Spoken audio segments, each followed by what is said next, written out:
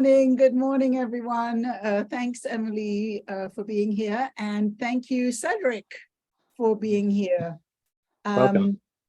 The Filmmaker's Life is a series that I have been doing since COVID started, interviewing filmmakers and learning about how they build their careers, because basically the filmmakers who come here also want to be able to build their careers in film. So I think one of the things that I've learned from doing these interviews is there's no such thing as a clear path. Everybody has their own. Lauren, hi, how are you? Hi, Joanne, nice to see you. Nice to see you. So everybody has their own path. And so in a way, it's not particularly useful to know how another person does it, but I always feel as though, you know, I take away one little nugget, you know, or two, and that's good. So today I'm very, very excited to introduce you to Cedric Smart. And Cedric, I haven't told you this yet, but I have said for years and years and years, if I had to do it all over again, I'd be a sound engineer. All right.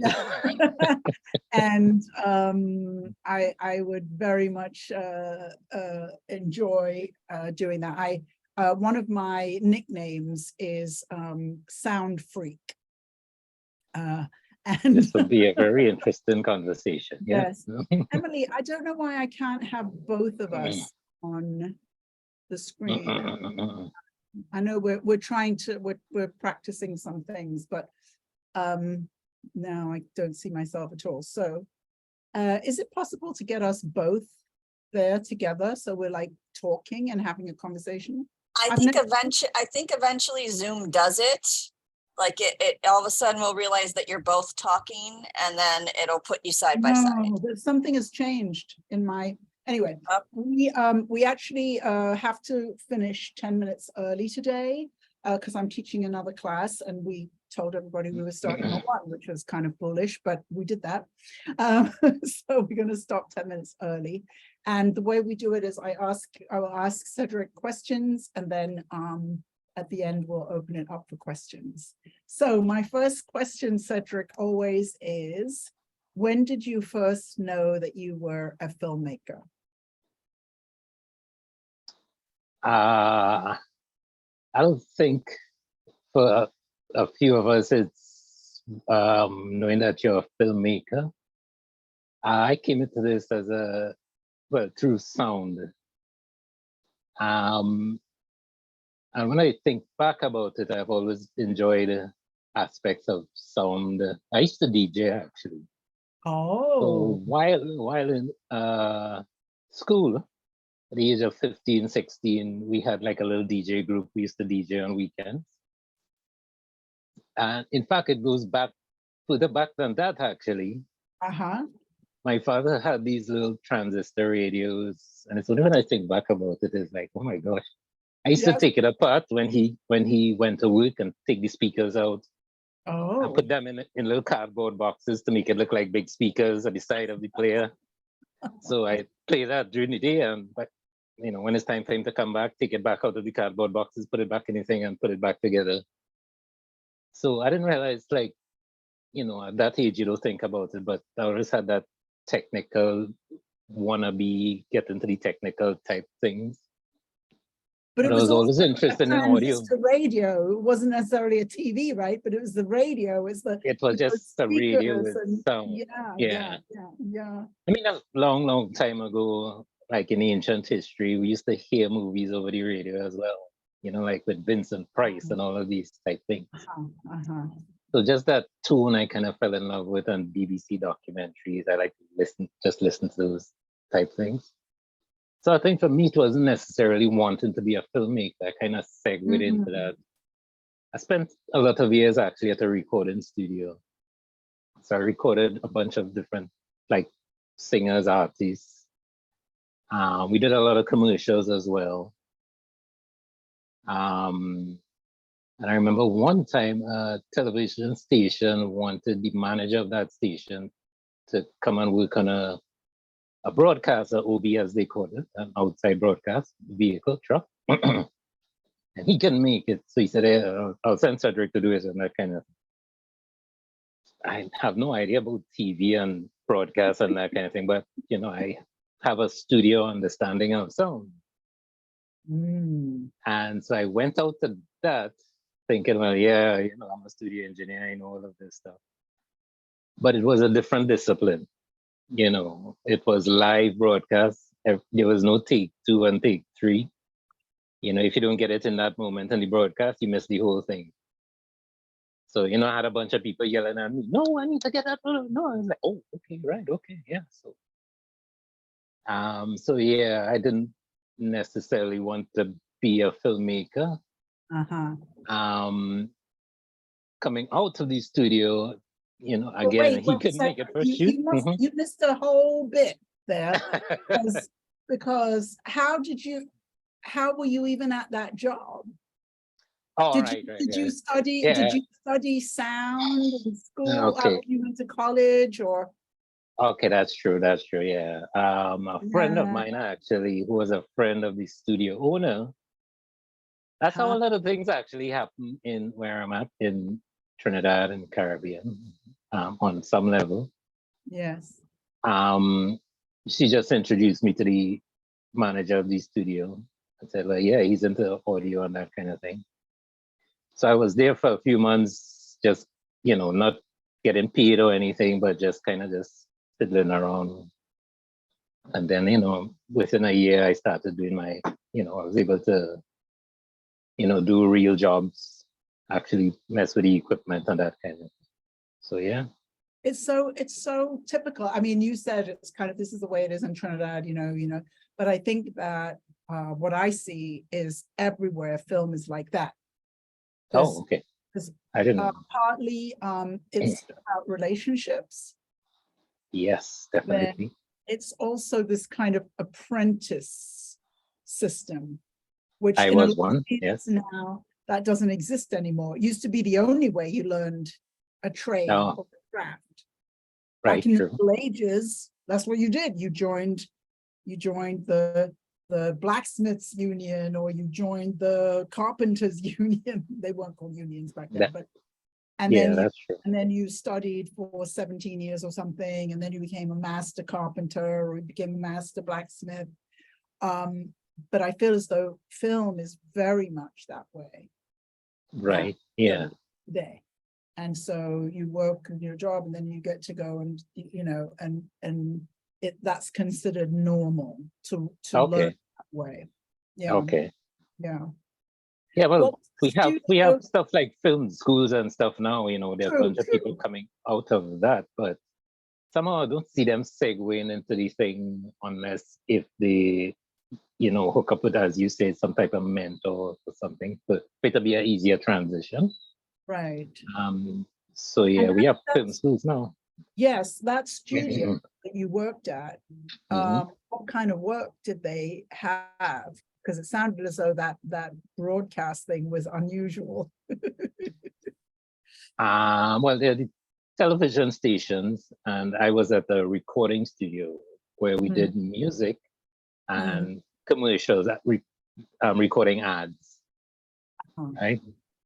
So some people at the television station knew the manager at our studio, and they called him out, but he couldn't go. That's how I started in TV, and I did it for some years actually.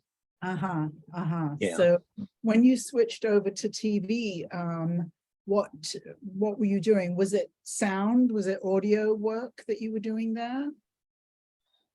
Well, yeah, for everything, it's just audio. I don't know anything else. I like carpentry.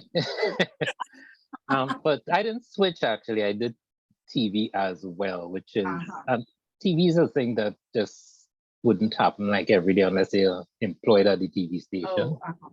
Right. Which they did ask me to join at some point, but you know, that seemed just very boring, you know, just to be doing TV. I wanted to be in the studio to work with instruments and musicians. So I actually turned that down. So I didn't switch to TV. I just stayed wherever there was the most flowing audio. Right. So yeah, I just stayed at the studio. At one point, I just jumped out of it and took a leap of faith, as they call it, into So, movie on production. your own, or Yeah. into movie production, or to be. Well, not as a producer, but as the sound mixer on movie productions. Right, but when you said you jumped out on your own, do you mean you jumped out to work for yourself, or you jumped out to work in movies? Yeah, I jumped out to work on my own, get my Yeah. own equipment, and work on short films and commercials on my own, not through the studio. And Right. yeah. Right. So you were a one-man sound band. Yes, that's correct. Very much so.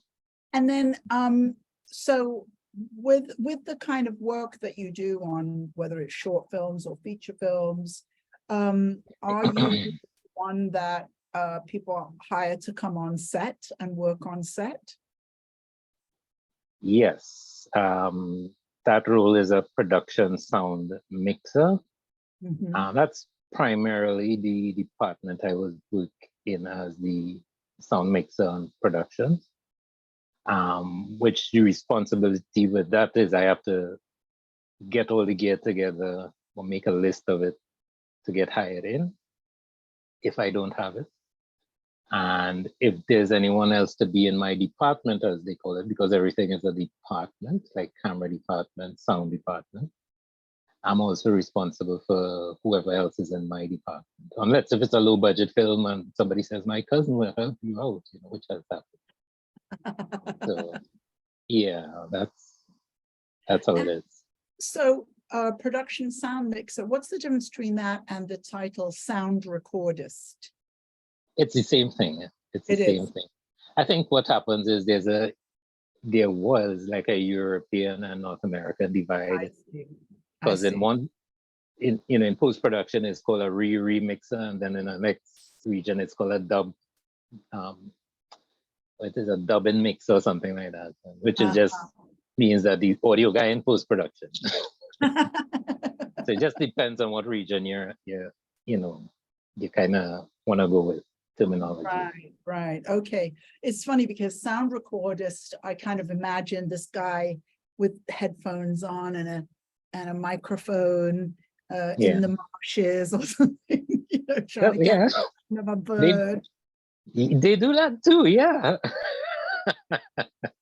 Yeah. Whereas when you say production sound mixer, it sounds a little safer. It sounds as if you're kind of somewhere at a set of equipment and you're doing something.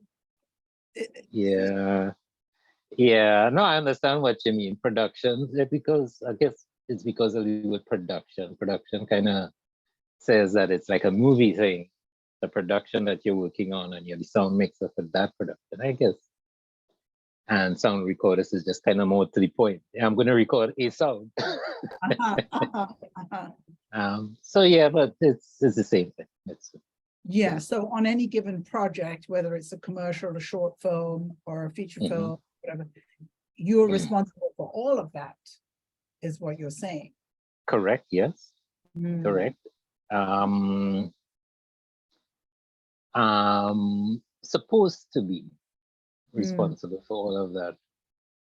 What I've realized is if you're just coming in, into the role of a sound mixer, it depends on the company or the production or the producer that you're going to be working with. Because again, experience is such a great teacher. It's not even funny. You could end up on a production where you have like a producer or whoever it is telling you, okay, I need you to do this, that, and the other, where as a technician, that wouldn't work. Right. And in production, I guess, having that amount of years and confidence, you would be able to say, no, that wouldn't work. This is what I would do, and that kind of thing. But yeah, it's supposed to be your call how this is supposed to go. You run it by whoever, and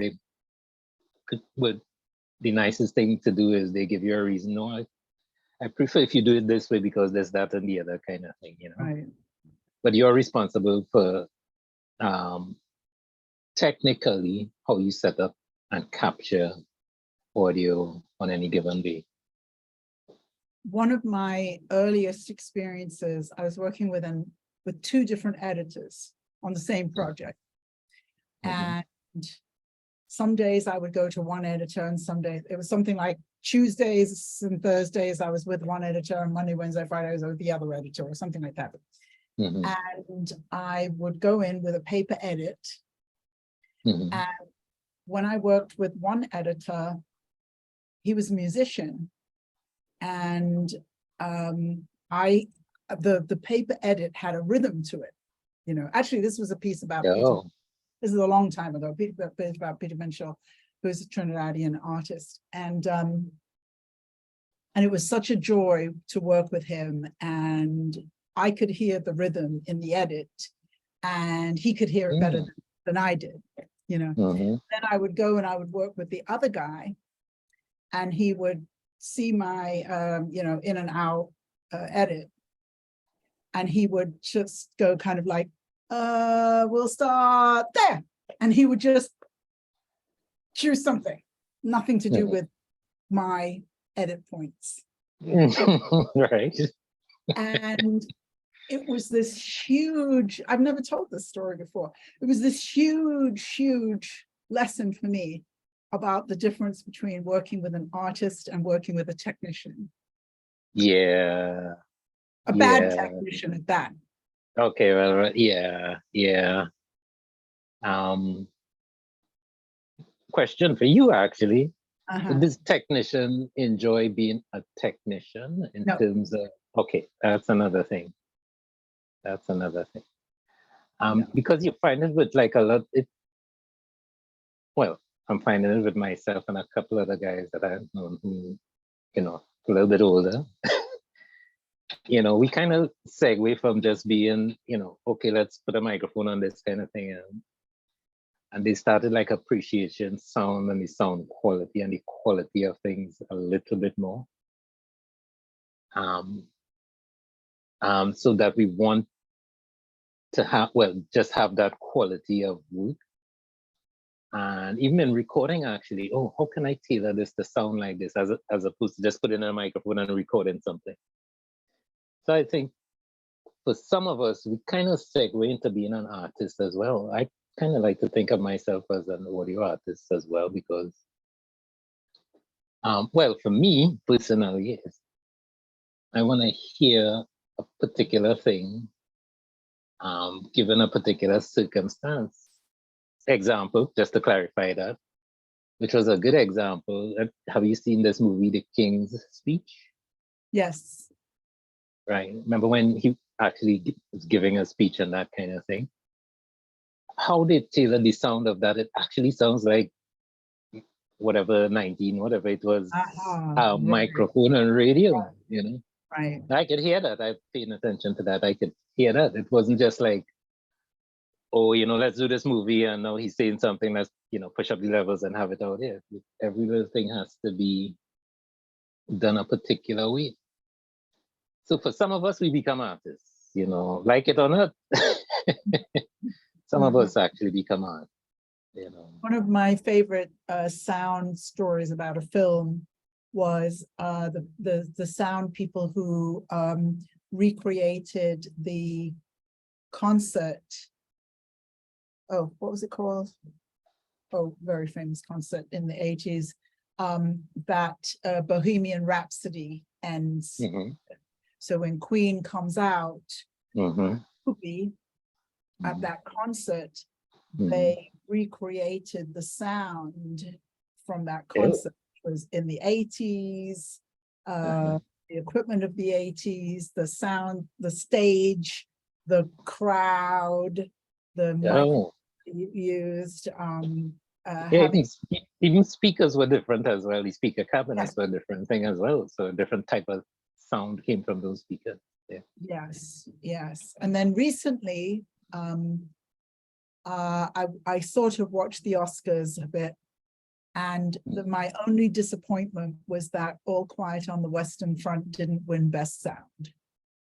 Because, right, I'm yet to look at that. As soon as I started watching that movie, I was just like, oh my God, the sound is terrifying. Right. Okay. The closeness of the explosions and the guns, and very early on they all run into this little dugout, and the sound air is amazing. Yes, Saving Private Ryan was something like that as well. They won Best Composer, but they didn't win Best Sound. Oh, okay. Oh, Top Gun won Best Sound. Top Gun won Best Sound. But I was very offended. Yeah. Yeah, I'll have to look at both of them to give it a listen to see what happens as well. And on Netflix, they have, after you watch the movie, they have a making of. So that cool. is really, really nice. So one of the questions I would ask you is, what is your theory, or what is your understanding about why sound is so important? And this is something that I try to communicate with filmmakers all the time. Filmmakers tend to be very visually focused, and sound is kind of lower down on their list. I'm talking in a very general sense. But the fact is that while you can actually have errors visually, you cannot have errors in sound. I wonder if you could give us any understanding about why that is. Why is it that our ears are not as forgiving as our eyes? Let me write that down in case I forget. Not. I just wondered if you had well, first off, you said sound is important to the filmmaking process. Sound is important to the filmmaking process to who and when. In post-production, I remember, like, it doesn't happen that much anymore, thankfully. It's 1 or 2 times when they can't understand it. In post-production, that's when the producers and the directors tend to communicate with the sound people a lot. Oh, I'm not hearing this. When in production, they should be communicating with these guys more to rectify the problems then, if there was an issue. Right? So there's that. Sound is important to who? A lot of productions I've noticed have gone on, and just before we start shooting, some of the directors would come over and we'll have a conversation, because I try to get in with them as quickly as possible to forge some type of, relationship thing, because I'm not to go off on a tangent too much. In fact, it actually does matter why we have issues as well. You find a lot of productions, the director and the DP are always usually close friends, or they've been working on a lot of productions together, right? So for us in this region, when they want to get away from the big cities or wherever they're at, let's shoot something in the Caribbean where I'm at. They would most times, just pick up a sound guy from wherever they go to, right? So usually I'm not tight with them. So when they get here, I try to get in and have conversations, hey, how you doing? And that kind of thing. So at some point, for a few of them, not all, they'll come to me, yeah, the sound is important and this, that, and the other. But then you get into shooting and it kind of defaults back to all about the visuals,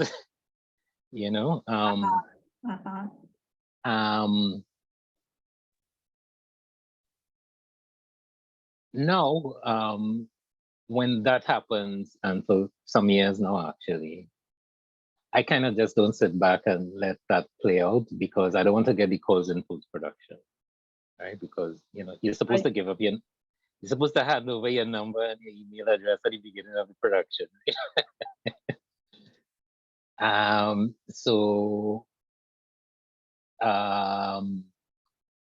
So when stuff happens, I get in and I say, yo, this is happening, this, that, and the other.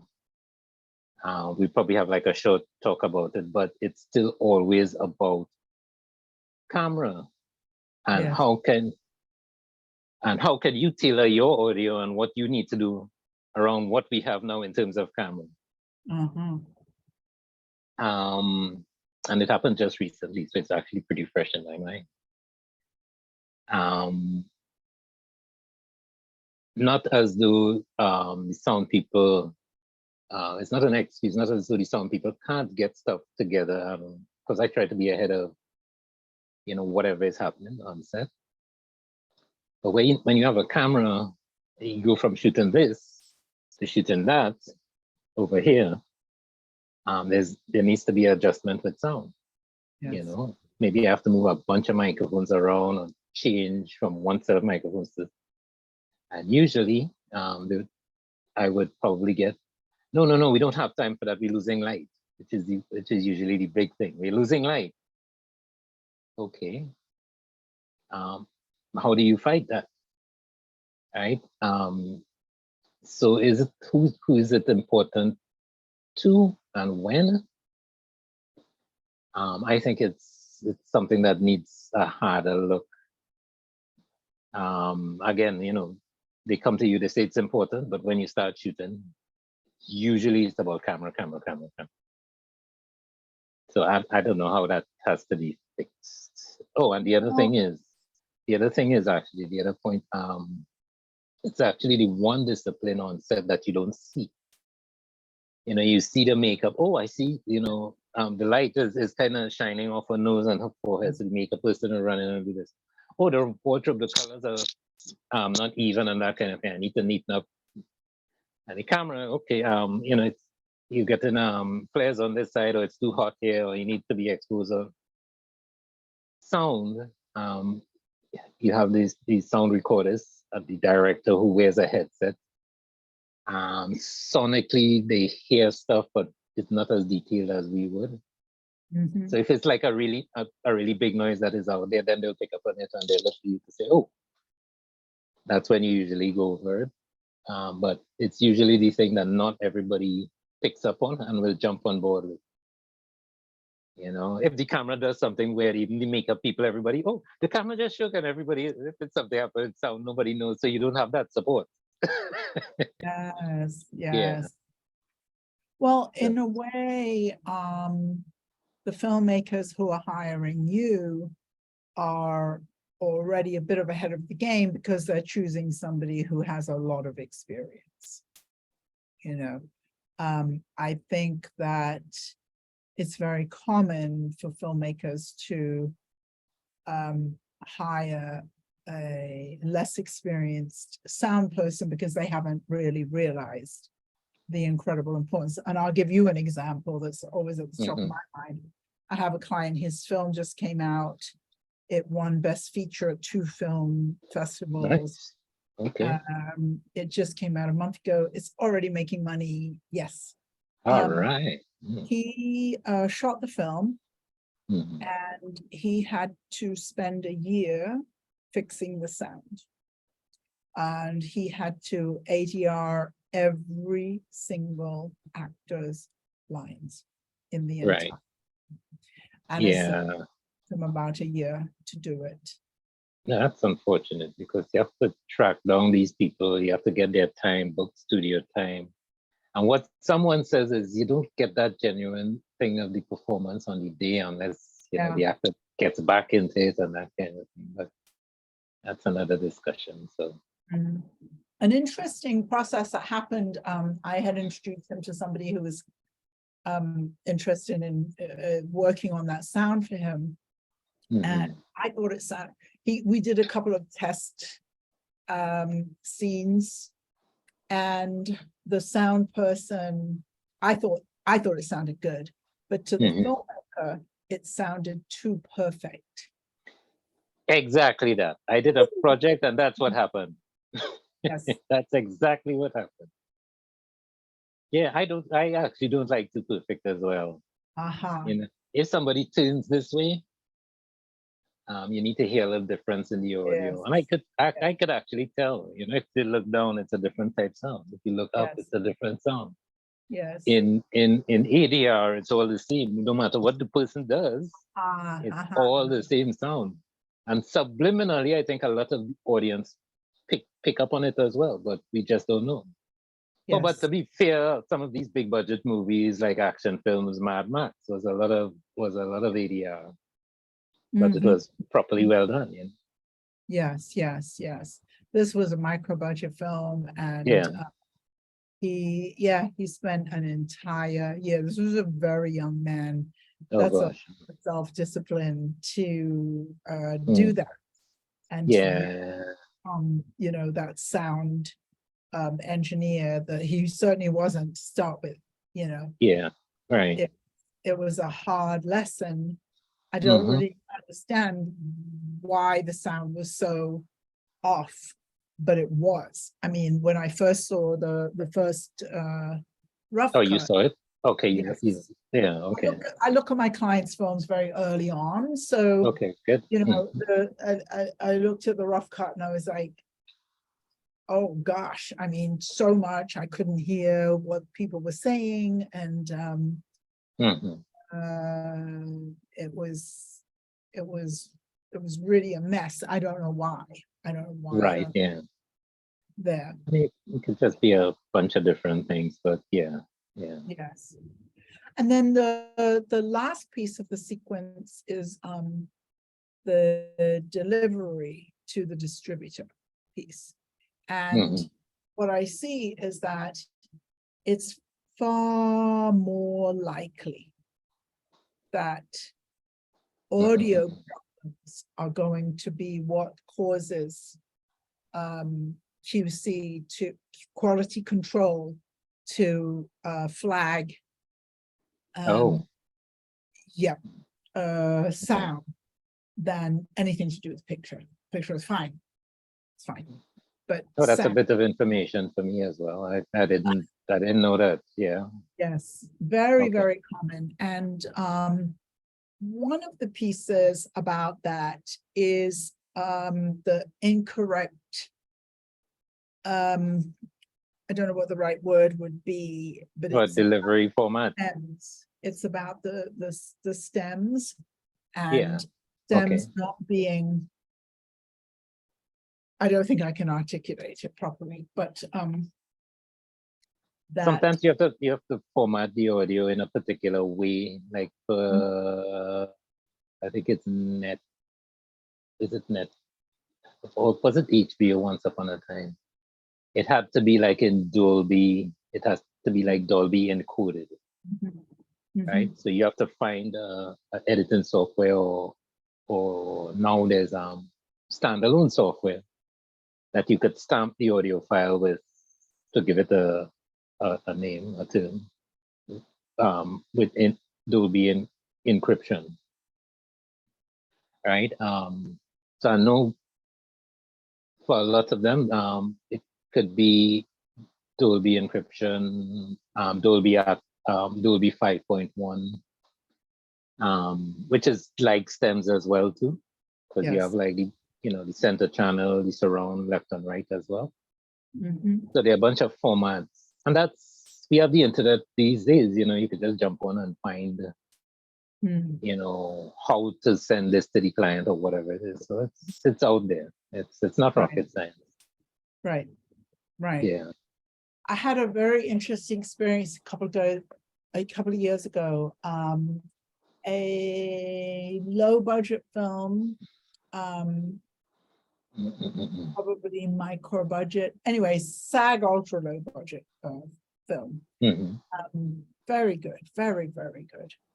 And the premiere was at the Miami International Film Festival. Okay. So it was at Gusman Theater in Miami, which is a 1,700 seat theater. So very large theater. And they had done sound checks. And when we watched the film, we could not hear the dialogue track. And I believe, you could tell me if this is wrong, but I believe that's a STEM issue. This was at the studio. This was at a theater. Yes. Would it playing it through the theater system? I'm guessing, since it's Miami. Yes. And okay. Yes. Yes. So there were no outside speakers just hanging around in the theater. It was through the system. Yes. Yes. Yeah, I can't answer. It has to do with how they encoded that audio track. I could give you a story actually to give you that same film festival type thing that happened as well. Once upon a time at a film festival in a particular country in the Caribbean, before they started going through the sound system in the theaters, they used to set up like 2 speakers in the cinema space itself, and you have the original screen. But it never used to go through the system, you know. And there was a like the PA system, right? no, you have the theater system, the theater speakers that are on the wall, right? And then the theater screen, right? And this usually happens with film festivals, small film festivals, actually. Well, it used to happen.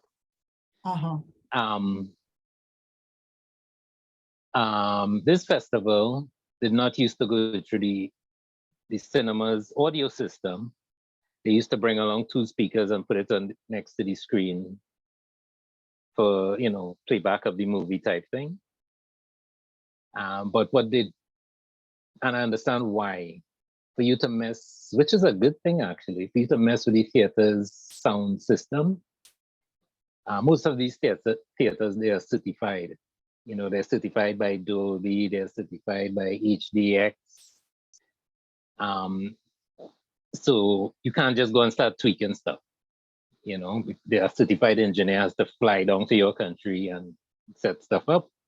They put that equipment in a cabinet, they lock it off, they disappear. You don't touch it. You just play movies on it. You don't adjust volume or anything. So film festivals, when they come with their stuff, with their DVD player, let's just say, or what do you call it, hard drive player and sound system, they just find a way to plug in without messing with the certified part of the thing, right? Oh no, sorry, they didn't used to plug into these things. They used to plug into their own speakers. This one thing I went to, they had like this DJ guy there, who used to DJ, you know. So he comes with 2 speakers and 2 big subwoofers, and so I'm not sure how I was allowed to go up in the projection room. I said, I need to go up and look at this. I used to just be pushy about that because I said I need to go see what's happening upstairs, and so they allowed me to go up in the projector room. This guy has a mixer and everything, but then he's, you know, playing back people's movies like in mono, and then it's coming out of his mixer mono, and then it splits up again and to do something fancy to go to the 2 speakers. And I'm like, oh my gosh. And then he plays stuff loud, so he has no point of reference what is loud downstairs and what is quiet up here, because, you know, he didn't calibrate the speakers and all that stuff, and he can understand what I was telling him. Right. So with what was happening there is, it could have been like a phase issue or something, with how the audio was brought in to the cinemas, to be played over the cinemas certified system. You know, the dialogue could have just been canceling out, which is the first thing that usually goes. Yes. Interesting. Yeah, but you were hearing music and stuff, right? Oh yes, we heard the M&E track. We heard the right. The sound music effects. And effects. Yeah, sound effects. Yeah. Everything. Doors Yeah. punches But, thrown. But it could have just been missing. It could have just been missing, actually. Yes. Yeah, because even the dialogue actually would have been on 2 separate tracks. So I don't know. Yeah. The thing that I think that I'm hearing from you is that the complexity of sound, and then you know, translating that sound to work on a mobile phone as opposed to working in a theater sound system, as opposed to working in a 100-seat theater sound system, as opposed to a 1,700-seat sound system. These are all completely different, and there's a level of complexity that most filmmakers and everybody here, you know, congratulations for coming here and listen to this, because what I would suggest is that when you're hiring, although the DP is a super important relationship, and I always tell my first feature filmmakers to hire a DP who has delivered more than one film to a distributor. The fact is that your sound person is the most important person on the set. And what Cedric, I think, is telling me is that there's always this devaluing of the audio. That's typical, to devalue the audio, and it's absolute the wrong choice. So that you need to up-level the audio, you know, hire somebody who really knows what they're doing, and then listen to what they have to say. And it will solve so many problems on the back end, on the post-production. What I'd like to add as briefly as I could, actually, because for most of the information I get in terms of how I work and that kind of thing, because I mostly work in Trinidad and the region, never in Europe, never in North America, and that kind of thing. But most of the examples that I tend to follow and go with, you know, from people who have mixed on bigger budget films. I'm on a chat site with, you know, some of the top audio people out there. So they actually post, well, you know, this happened today and that happened today. I'm using this piece of gear, and this is how I did that. And I'm like, oh, okay. So I've always tried to plug into that. And to jump back to what we were discussing before, I mean, these are guys who worked on Jurassic Park and that kind of thing. They're saying it seems to be universal that on set, the sound people just tend to get a lot of abuse. I always thought it was just okay. I took it personally. Okay, they, you know, they just think, well, you know, come down and just push around the Caribbean dudes. But it seems to be like a universal thing. Yes. Where sound will take that on after. And another point I want to make before I forget, actually, what happens with sound, and I see it happen here a lot in this region, and if it leaves our shores, we keep labeling this thing as, oh, it's getting edited in LA, but there are also people in LA who operate out of their bedrooms as well, right? In terms of like editors and that kind of thing. A lot of the projects that happen in this region are, well, audio. It doesn't matter what I do in the field. I could record the best audio or the worst audio or medium level audio. Who does it go to after? When I tracked a lot of projects, it usually just stays with the video editor who can tweak audio in the video editing. No shame to the video editors in this chat who can actually edit audio. But yeah, it does not end up with sound people. And I'm on a project right now, and that is what is happening. You know, and they keep sending me correspondence. Well, this is not happening. And I say, but an audio person is not taking care of it, you know. So that is another thing that happens. Where does it go to? Well, thank you. And let's see if we have any questions. Maeve has a question. Hi, Cedric. It's nice to meet you. Nice to meet you I have a two-part question, if that's okay. Yes. First part of it is, when do we properly bring someone like you in? If we relate it to what Joanne just said, Should we be bringing you in at the same time we're first talking to a DP or what? And then the second part is, what should we do to properly prepare for you? Well, we're not that special in terms of, the same conversations that you would have with the DP and your wardrobe in respect to their departments. It's the same conversations that you would have with myself, right? Well, someone like myself. And we would have the questions for you if you don't have questions for us. We would have the questions for you. But it's general, like, okay, is it mostly indoor, outdoor? Are we on a boat, shooting from boat to boat? Then we know to factor in water, risk of water and that kind of thing. I've shot on a boat with lake and on a lake, on a river, where the actors jumped into the river with my equipment on them and that kind of thing. So, all of these little things we would discuss with you. Maybe not when you're talking with the DP, because the DP is actually trying to give you shots and scenarios. He will probably tell you, nah, let's not shoot it on a boat. That might be too expensive. Let's keep it on the shore. And then the actor comes in and then they have the talk on shore kind of thing. So you could hash that out with the DP before. And when everything is firmed up and the script is finalized, might be 5 scripts down the road, 5, what they call it, yellow, blue, blue, or whatever it is.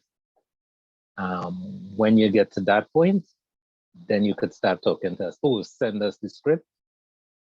We could sign off on it, non-disclosure.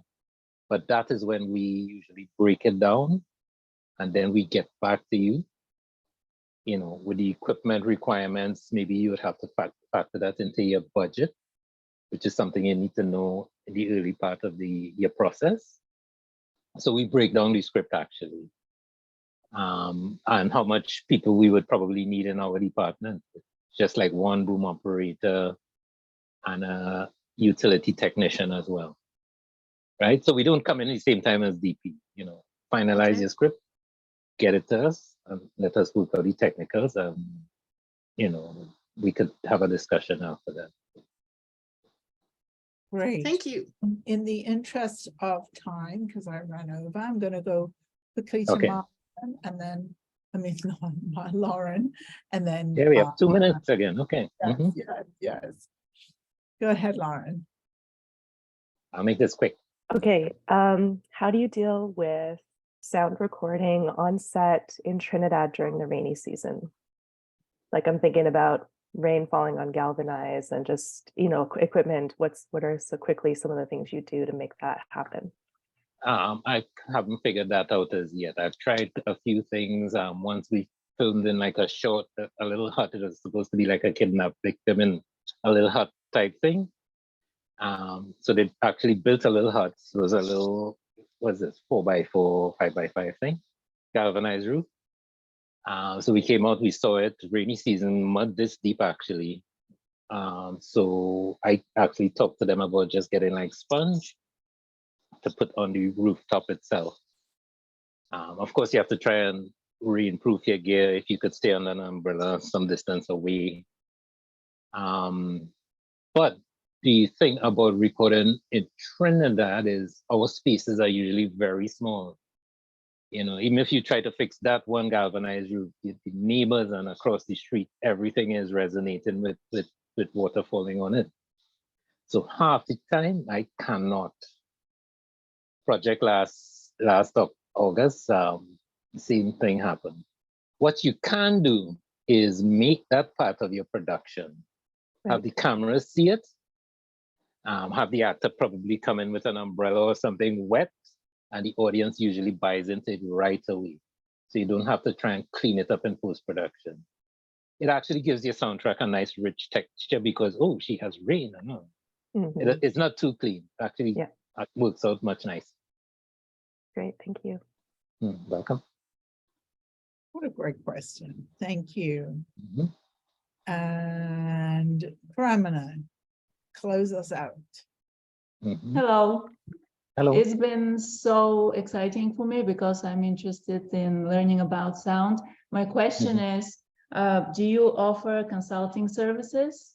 And which headphones, that's a very pressing question for me, which headphones do you recommend for sound editing?